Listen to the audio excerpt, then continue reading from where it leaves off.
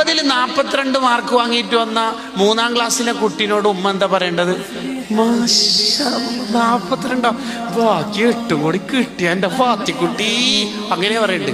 നമ്മൾ സാധാരണ എന്താ പറയും? ബാക്കി 8 എടുത്തോടാ. ഇതെന്താ ടൈഗർ സ്കേറ്റാ പറക്കിയിട്ട് വരാൻ? ഈ ചോദിക്കുന്ന ഉമ്മ 3-ാം ക്ലാസ്സിൽ തോറ്റായിരിക്കും.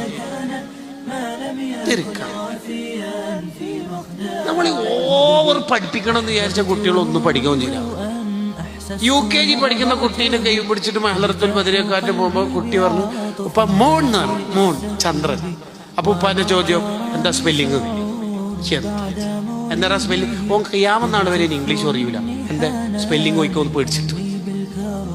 ആ കുട്ടിയോട് ആ സമയത്ത് എന്താ പറയണ്ടെന്ന്, ഇത്ര ചെറിയ കണ്ണുകൊണ്ട് ഇത്ര ദൂരത്തുള്ള ചന്ദ്രൻ നീ കണ്ടുപിടിച്ചല്ലോ. അതെ, ഓനെ ഇനി എന്തും കണ്ടുപിടിക്കും.